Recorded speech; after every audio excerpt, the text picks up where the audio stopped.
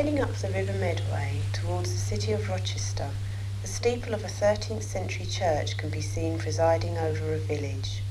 This is the village of Hew St Werburgh, being one of a number of villages situated on a protrusion of land known as the Hew Peninsula, which is itself surrounded by two rivers, the Medway to the south and the Thames to the north.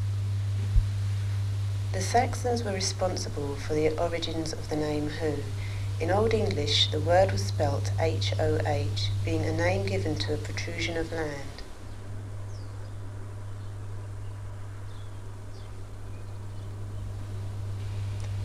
A distinctive row of poplar trees lines one side of the main road, leading into the village of Hew St Werburgh.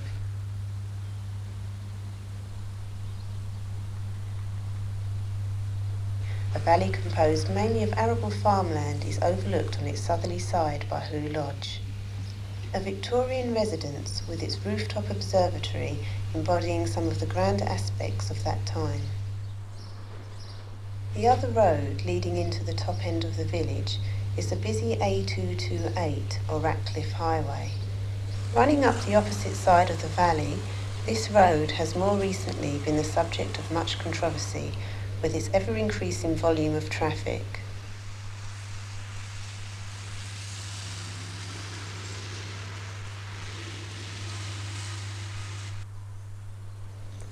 The cottages seen here are situated on the main road, dating between 1910 and 1912.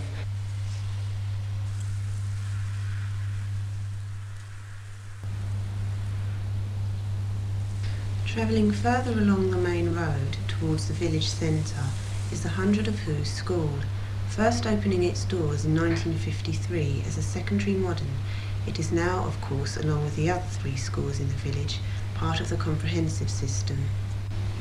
St Werburgh Crescent and here can be found the village fire station. This also, until fairly recently, was also the location for the library. Back on the main road, opposite St Werburgh Crescent, another row of cottages dating back to 1899.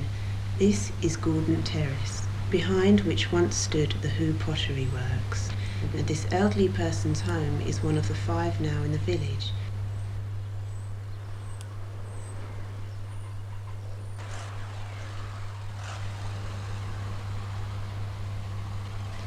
The row of houses on the corner opposite occupy the site where once stood the Hew Union Workhouse. Seen here is one of the 2 doctors' surgeries now in Hew and a nearby day care centre facilitating care for the local older population.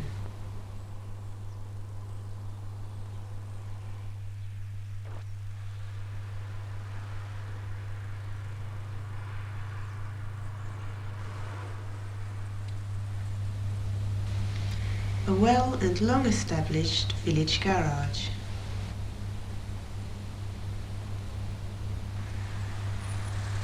Another early example of residential abodes, Acorn Terrace,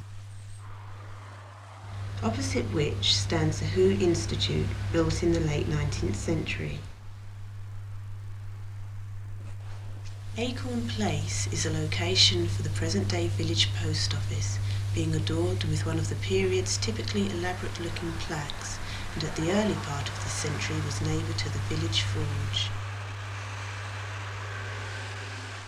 Hew Village has a variety of shops, catering for most needs, a bank, and now even a dentist's. One of the 3 public houses actually situated in the village centre, the 5 Bells Inn, dating back to 1715.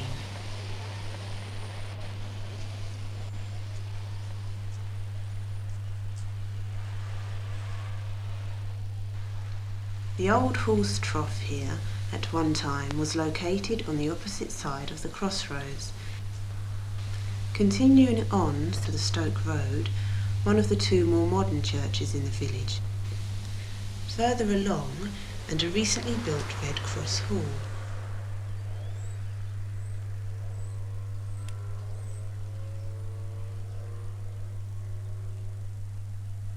This house was not so very long ago a butcher's shop.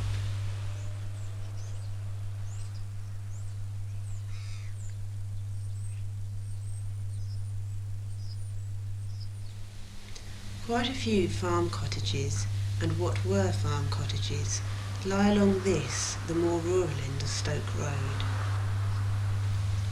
For here stands White House Farm, owned by the Viggin family, one-time suppliers of wool and fruit, and even small-scale milk producers selling to the local residents.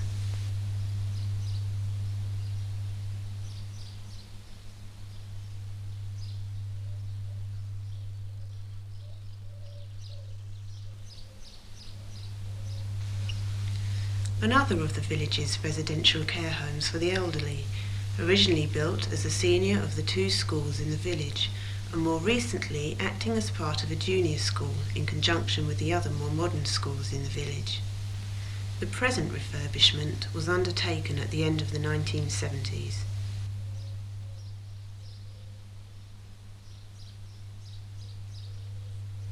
Looking southwards across the fields towards the Medway, you will find the Abbot's Court Road. The large house seen in the distance here is now the fifth of the village's nursing homes for the elderly, but until the 16th century this abode was used as a monastery. Abbot's Court in the 15th century was known as Little Hoo, and at that time was the location for the largest of the manor houses on the peninsula. The name Hundred of Hoo, which the peninsula is also referred to, is linked to the manorial system, being that the manors were at that time divided into groups of 100.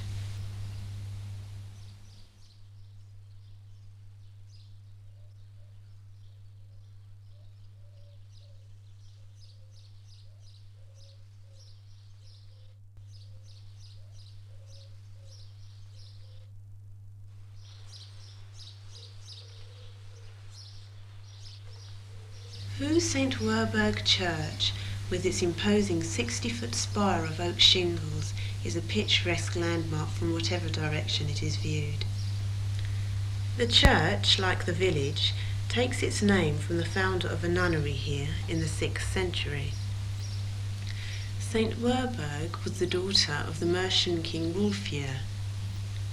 The church foundations can be dated back to before the Norman invasion of 1066. The present-day church dates back to the 13th century, with additions being built on during the 14th and 15th centuries. For instance, the tower and spire were originally of Norman construction, but with the further additions being made during the 15th century.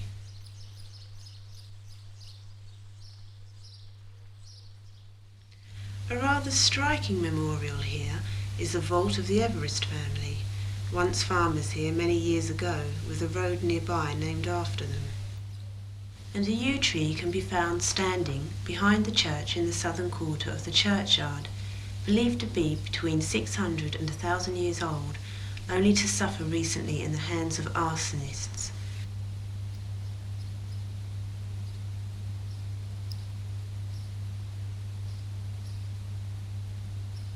Other forms of vandalism are now sadly in evidence here.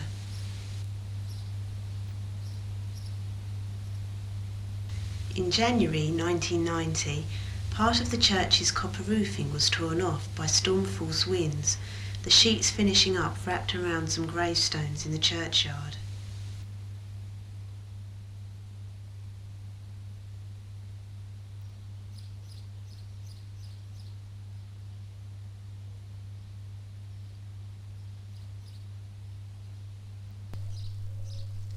And a short walk from the churchyard gate brings you to what is now the village library, although originally it was the village infant school, having been built after the one at Stoke Road.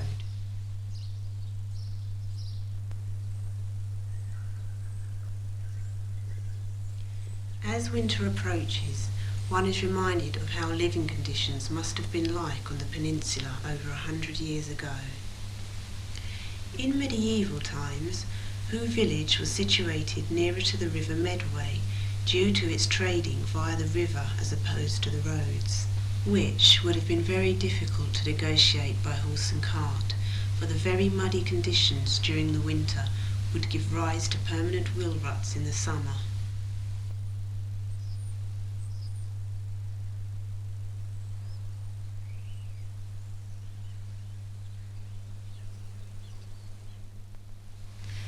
A peaceful brook runs under the now rather busy Church Street. And here stands Tassel's Cottages, built in 1897. And heading down Church Street back towards the church itself, the Chequers and the Bridge Tavern will be encountered, being the two other public houses to be found in the village centre. Another of the original Church Street buildings, this cart-eye shop was at one time the grocer's store. With more than a passing resemblance to the Chequers pub, Ivy House, being Georgian, dates from the same period. Church Street ends appropriately at the church itself, and coming straight back up again you will find yourself re-emerging back into the village centre. A photograph of which taken in the early 1950s, when no doubt the idea for the future need of double yellow lines here would have been laughed at. Directly opposite Church Street, at the crossroads, rises the steep road of Bell's Lane.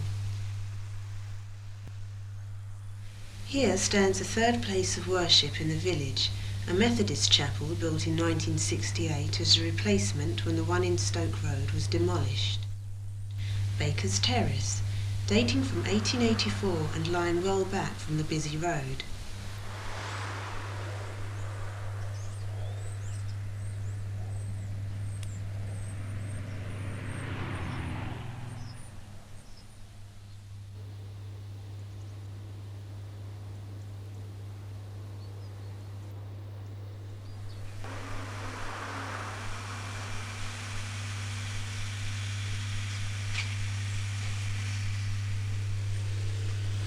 Heading up towards the top of Bell's Lane, we now find one of quite a few new housing developments.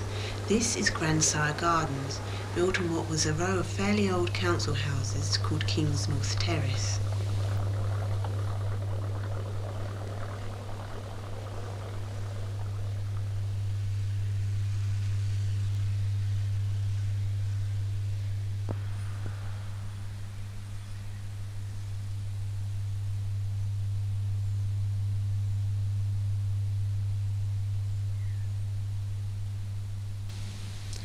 The second of the village's doctors' surgeries, having been recently completed, providing every modern facility for healthcare.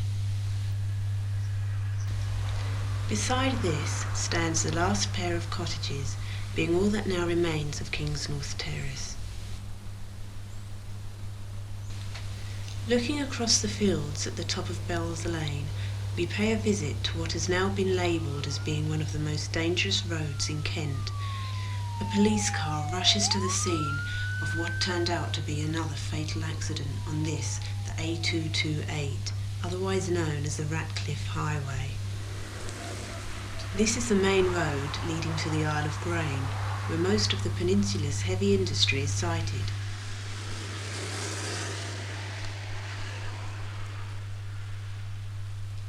Looking east towards the River Medway, the dominant feature on the skyline is the power station at King's North.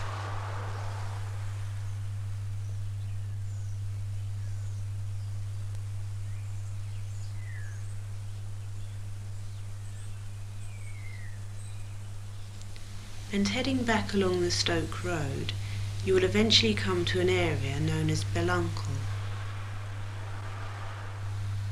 The present-day Beluncle farmhouse, the original was destroyed by fire in 1905. The bridge here used to be part of the actual Stoke Road, while underneath ran a branch line from the 100 of Who Railway to the Bury Wiggins oil refinery.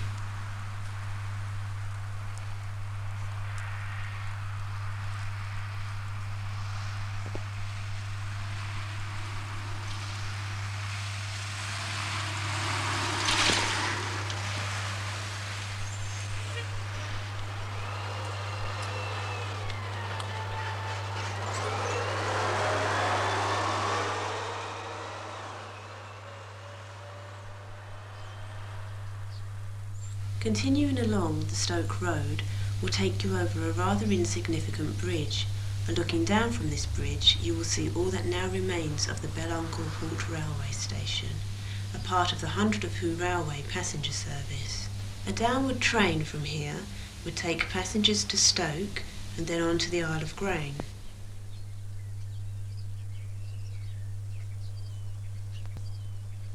Continuing still further down the Stoke Road, a New Year's Day look at an outlying part of Who, known as North Street.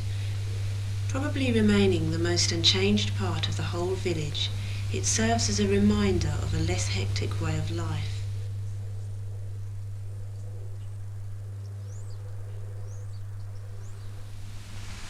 Taking an upward bound train from Beluncle, the next stop would have taken you to Charnel Street Station. This was the first part of the 100 of Who passenger service to be opened in March of 1882. From here, the service would have taken passengers to High Halstow Halt, Cliff, and then on to the London Gravesend Dover line at Who Junction. The passenger service was closed down in 1961 and is now used for the sole purposes of carrying freight to and from the Isle of Grain.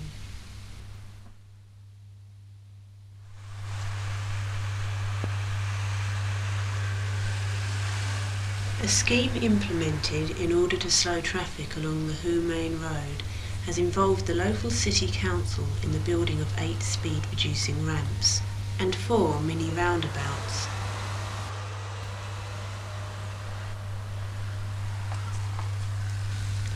Although this has successfully reduced the speed of cars on this road, it has also led to drivers avoiding it, and as a consequence increasing traffic flow on the already overstretched Ratcliff Highway. In addition to this, rat running is now taking place.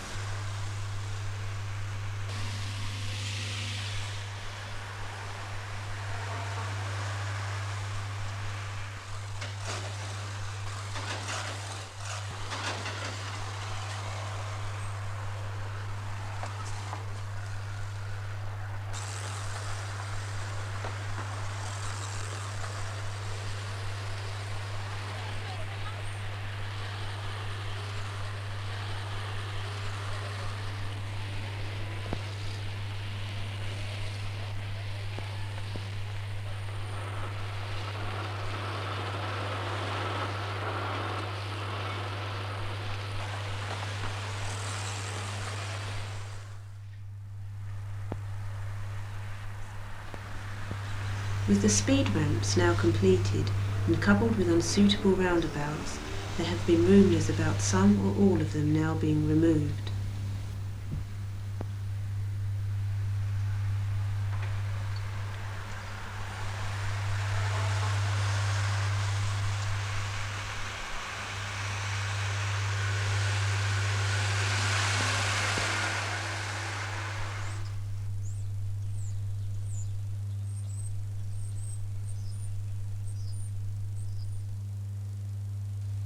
To the residents of the village who can remember this housing estate as orchards, any references such as a rural location and community spirit must now surely seem consigned to the past.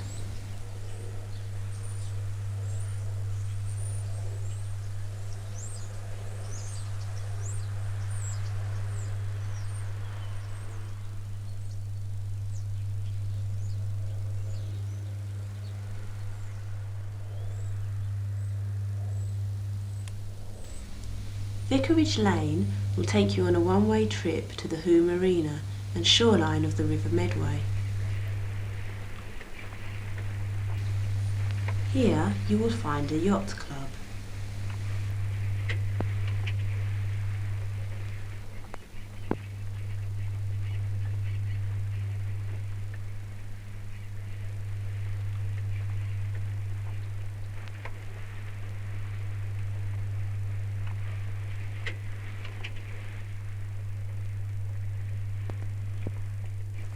And if taking a walk along the shoreline towards Upnor and the city of Rochester, you will come across the remnants of a red brick structure, being all that remains of Cockenwood Fort.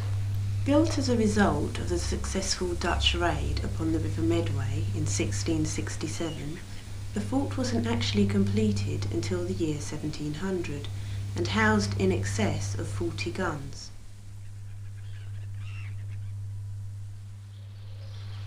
Spring now gives the church an even more picturesque setting, and it was close by the church in these fields, situated behind houses along the main road, that another long-gone Who industry thrived, being that of brick-making. Along these banks was one of the locations for digging the clay for the bricks, and from this point ran a rail track taking the clay-filled open trucks across these fields. Running under the Cockham Road at this point here, at the dip in the field and continuing into part of what is now the Who Marina Park Home residence. Brickmaking continued in Who up until the late 1930s. A great-great-uncle of mine can be seen about to load a specially designed wheelbarrow which would carry a large quantity of bricks at any one time. Lying close by to the church now stands another recent housing development, while opposite, just off Vicarage Lane, stands a timber yard. 50 years ago this was a site for housing the village fire engine.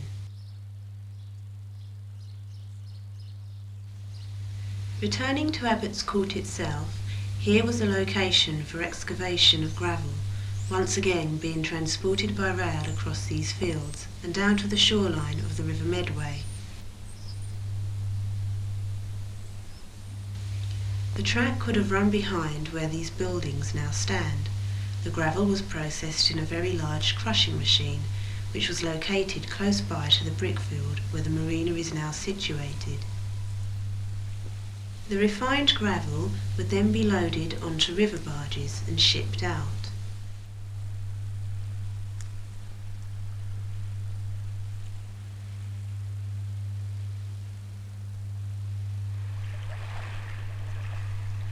Today, looking at Cockenwood Fort from the river, apart from its remains being difficult to spot, it will also take a fair amount of imagination to visualise any ancient river battles taking place here, especially with the large amount of leisure craft that now use this stretch of river.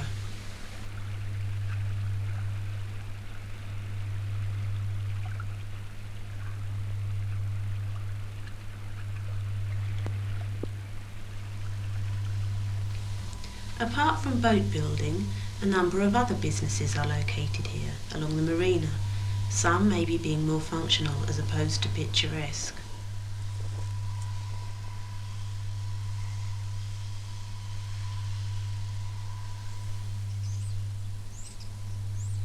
The large stones seen here are for the seawall improvements. This area, situated near the shore, known as a freshie, did and probably still does provide a certain amount of recreation.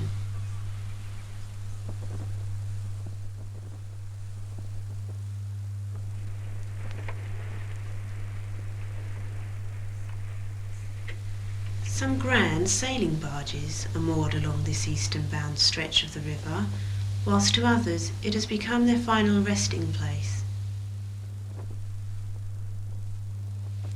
An unusual feature of this river is that of the two rather antiquated, almost medieval-looking structures. Situated on the protrusions of land towards the middle of the river, these are in fact forts.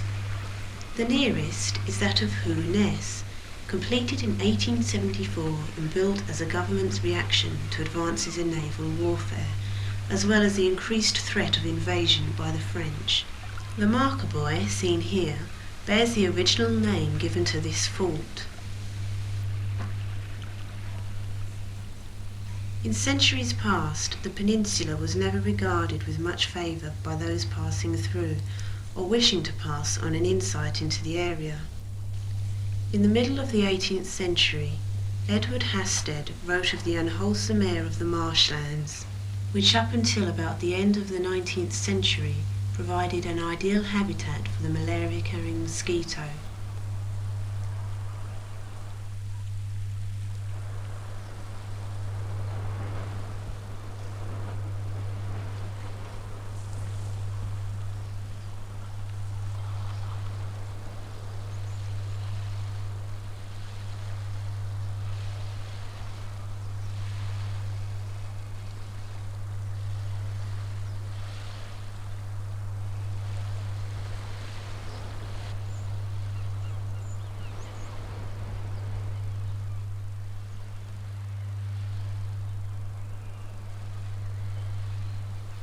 A great deal of wildlife can also be found here, not least of which is the bird population, with a good variety of migrating species finding their way here.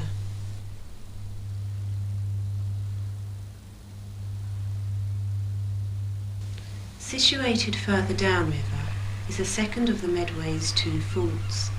Darnett Fort was completed at the same time as Hooness, and along with Hooness had all its guns removed before the outbreak of World War I.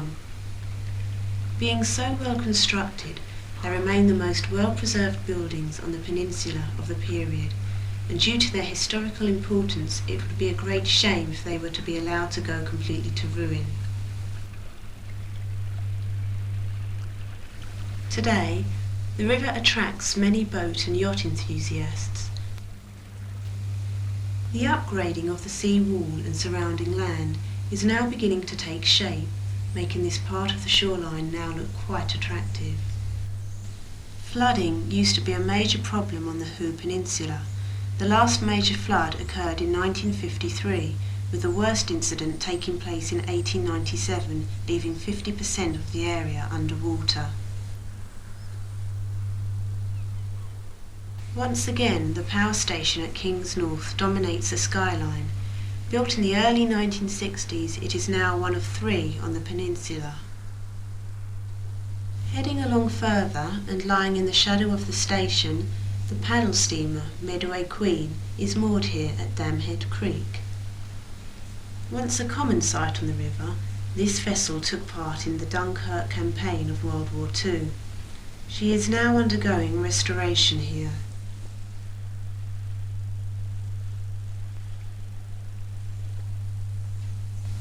Situated close by are some of the remains of the Wiggins oil refinery.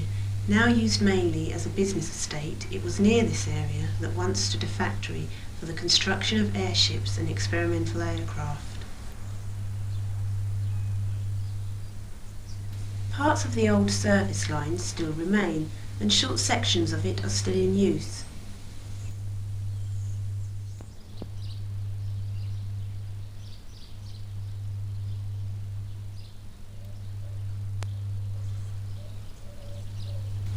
As a stark contrast, nature has been left to its own devices here, right outside the perimeter fence.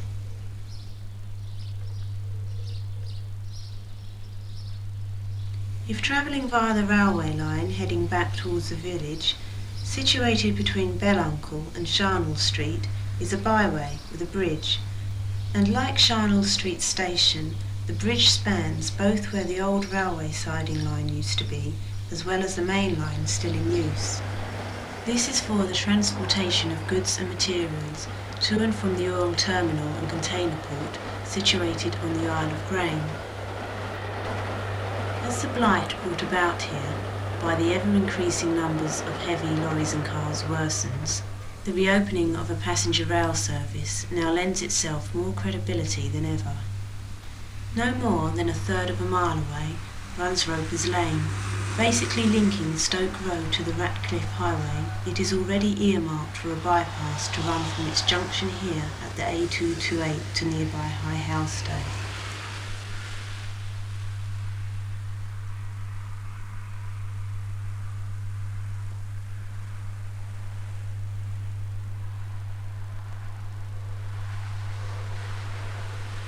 Nine people, including a 2-year-old child, have lost their lives on this road since 1984.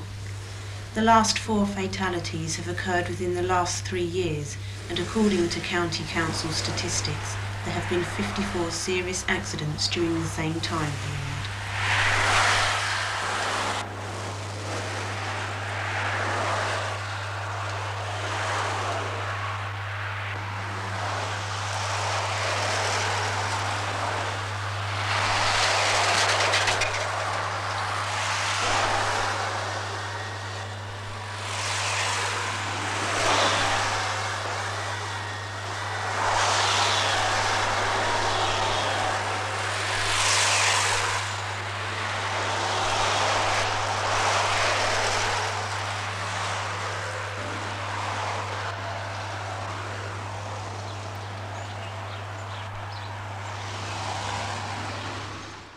One of the older village properties, Mill House, dating back to 1799, together with the Ratcliff Highway from which it stands only a few feet away, serve to highlight the ever-increasing problem facing the villages of the Hoo Peninsula and many other rural villages throughout the country.